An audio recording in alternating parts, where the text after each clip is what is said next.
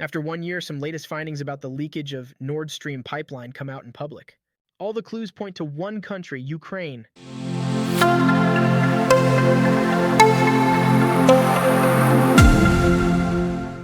Hello, welcome to the Curiosity Club. Before we go into the main topic, let's review the context of the Nord Stream project first.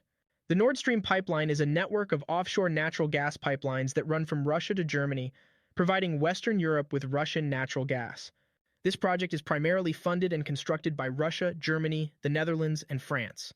Before the outbreak of the Russia-Ukraine war, 45% of the natural gas imported by the European Union came from Russia.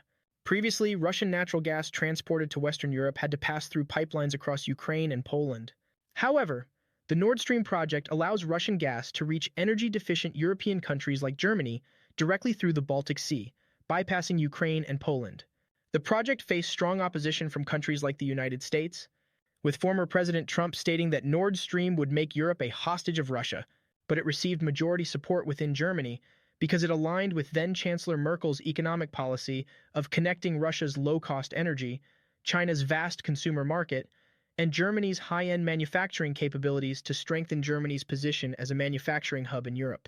However, in 2022, a series of bombings under the Baltic Sea derailed these plans. On September 26, 2022, both the Nord Stream 2 and Nord Stream 1 pipelines experienced explosions, leading to a significant natural gas leak in the nearby waters. Subsequently, the United States and Russia accused each other of planning these attacks, but no conclusive evidence has been presented.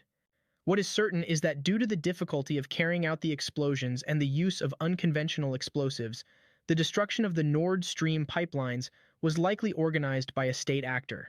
Furthermore, the biggest beneficiary of these events has been the United States, which has since exported a significant amount of natural gas to EU countries. The investigation into the Nord Stream pipeline sabotage incident involves numerous law enforcement investigators, intelligence officials, and prosecutors from various countries. All the evidence in the case is currently highly classified within the German government. Personnel responsible for the investigation are not allowed to discuss related details with anyone, not even their colleagues, who were not directly involved. Each investigator is required to meticulously document with whom they spoke, when, and the nature of their discussions regarding the case. But there are still some leads.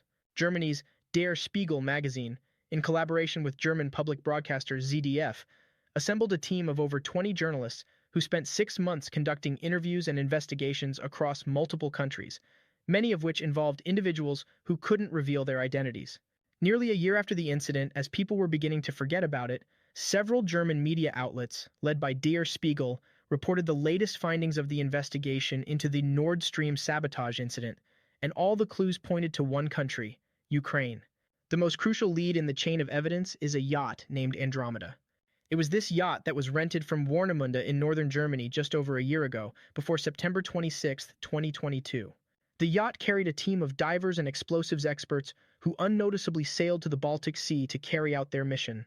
German criminal investigators found themselves fortunate because the yacht was not cleaned after it was returned.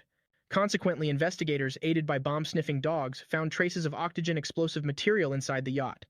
Octogen is a high-performance explosive widely used in military, mining, and the petroleum industry, among other sectors. This discovery has raised significant questions and concerns, with all evidence now pointing towards Ukraine. On September 6th, a sailing crew arrived at the rental dock to pick up the Andromeda. The rental fee was paid through a travel agency in Warsaw, Poland. This company had no website or phone number. It was registered by a woman named Natalia, who lives in Kiev, Ukraine. She has a Ukrainian mobile phone number. Contacting her through the number, she answered but immediately hung up upon hearing that the caller was a journalist. A few days later, someone claiming to be a Ukrainian police officer called the journalist, threatening them with charges of stalking, which appeared to be unsubstantiated. The travel agency in Warsaw turned out to have no actual employees. It was essentially a shell company. The individuals who rented the yacht used the Romanian passport for registration. The passport belonged to a person named Stefan Marcu. When journalists found Marcu, he lived in a small village in the northern part of Moldova, less than 50 kilometers from the Ukrainian border. Marcu stated that the passport number belonged to his old Romanian passport, which had already expired. He is a Moldovan citizen and last used that old passport for travel to Romania and Bulgaria in 2019. He had received a new passport since then, and had burned the old one in his fireplace. He claimed he had never heard of the pipeline explosion and no one, including the police, had contacted him regarding such an incident. Clearly, the passport used to rent the Andromeda was forged.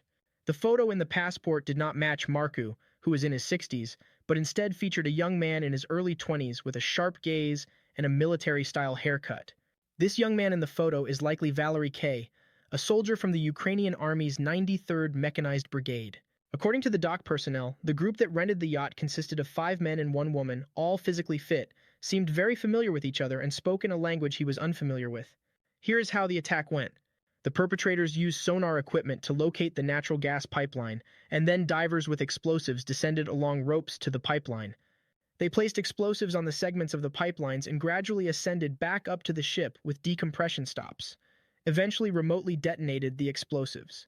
This team of 6 individuals likely included a captain, several divers, diving assistants, and possibly a doctor. The third clue adds another layer to the mystery. In June 2022, the Netherlands Military Intelligence Agency sent a classified information to both BND, Germany's foreign intelligence agency, and CIA, warning about an attack plan targeting the Nord Stream pipeline. The intelligence reportedly came from an inside source in Kyiv. The message revealed a plan involving 6 commando soldiers from Ukraine, under fake identities, would rent a boat during NATO exercises in the Baltic Sea and dive down to the bottom of the Baltic Sea with special equipment and blow up the pipeline. According to the intelligence, these operatives were under the command of Valery Zaluzhny, the Ukrainian commander-in-chief, but Ukrainian President Volodymyr Zelensky was likely uninformed. However, by the time the encrypted message reached the German government, the NATO exercises were close to the end, and nothing had occurred. As a result, most German officials considered the information inaccurate and did not take further precautions. Even though countless criminal investigators, intelligence agents, and prosecutors from a dozen countries have been searching for answer behind the act, it has not yet been determined who did it or why. The findings of the investigation thus far, much of them coming from German officials, are strictly confidential. Nothing is to reach the public on orders from the Chancellery.